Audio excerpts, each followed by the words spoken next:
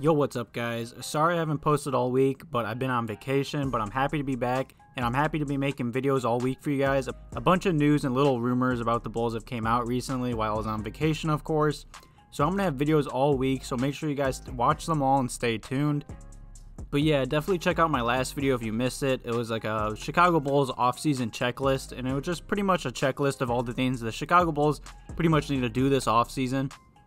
You know, we've made a lot of changes recently, and a lot of big news actually came out this week, so you're not going to want to miss out on this video. So the first topic in today's video is, of course, about the Chicago Bulls and the head coaching situation. Of course, you know, the NBA is supposed to be coming back next month. You know, the Bulls have been pretty much just blowing up the whole front office and just changing everything, which we've needed for many years now. And there's been a lot of rumors, of course, about like potential head coaches being linked to the Bulls. But the other day, you know, they were talking about, you know, the head coaching position and all that. And speaking of like Arcidiacono, you know, before he even came to Chicago, he wanted to like meet our players and talk to them over like Zoom calls, because of course he couldn't travel with everything going around. And while talking to the players, he pretty much asked them, like, what do they think about our front office, you know, Jim Boylan and everything like that. Of course, you know, Arcidiacono has said many times he wants to give Jim Boylan a fair chance and, like, give him an opportunity, you know, which I understand why he's doing it. It's the professional way, but it is a pain. And some rumors came out the other day that included, like, Zach LaVine. And pretty much Zach LaVine is, like, he's in the, like, whole head coaching search process, you know. Arcidiacono likes to be really close and connected with, you know, his players, and that's a great sign to see from like our new vice president. But of course, like I said, he's still giving Jim Boylan a fair chance. But it is really good to see that our new front office is like trying to get connected and close with our players, and obviously have a good take on pretty much our best player in Zach LaVine, like his input on our head coaching search and like who we should hire for our next head coach if we do change up. But other than that, there hasn't been really any other like names linked to the Chicago Bulls that I've been seeing. If you guys have seen any rumors or news about that, definitely leave some comments below.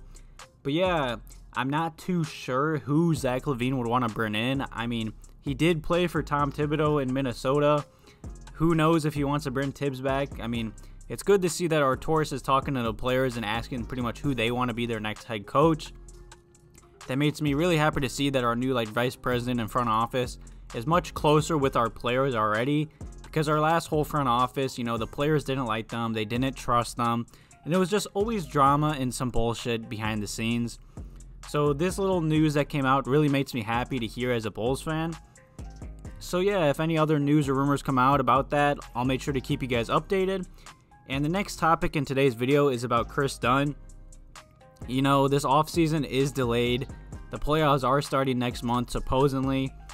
And of course, the Bulls have some decisions to make on some of our free agents. And of course, Kris Dunn is a free agent right now.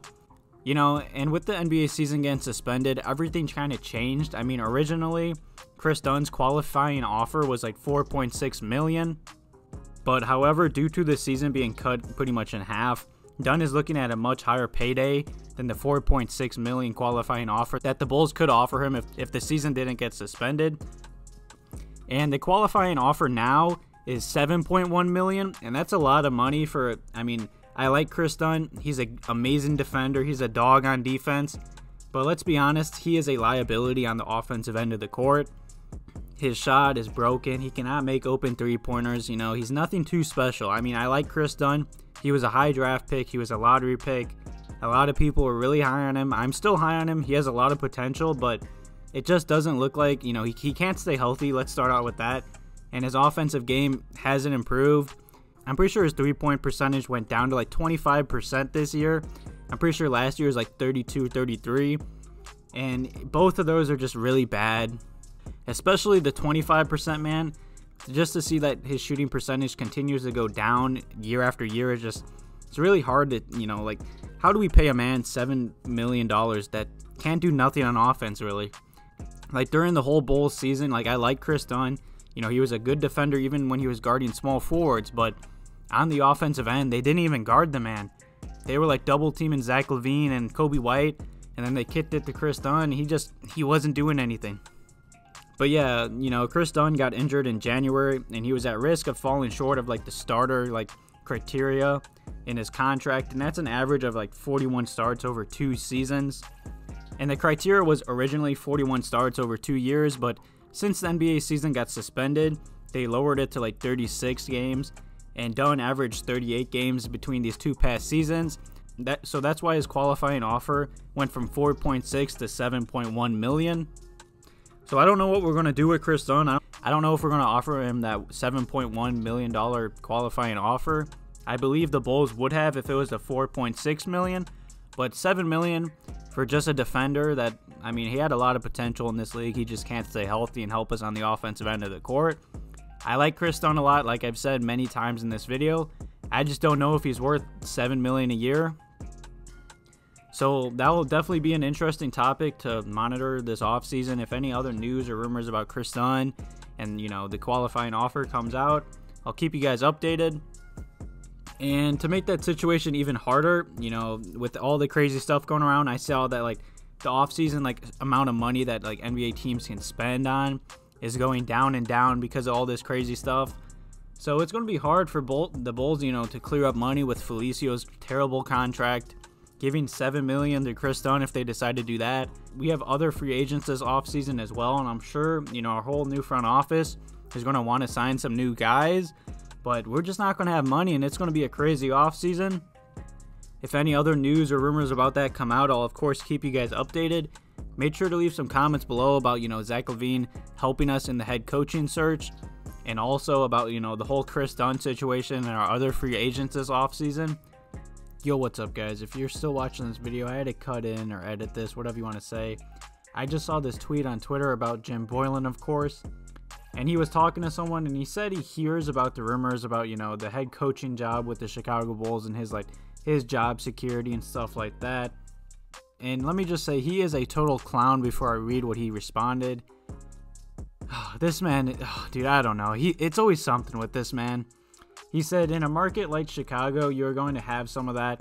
If we are not as successful as they would like, there's going to be some negativity. Man, we haven't been successful in years, and you're probably one of the biggest reasons why. Like our second player, Markkanen, he did nothing because of you. He wasn't even involved in the offense. This man can do nothing wrong. Like, everything can be pointed on him, and he'd always say some other, you know, bullshit excuse or put it on someone else. It's just crazy talk, dude. This man is nuts. He's a clown. I can't wait for him to get fired. Thank you guys for watching this video. This video might be a little short. I'm sorry about that. I've been out of town, like I said. Definitely leave some mailbag questions below. I'll be making a mailbag video soon.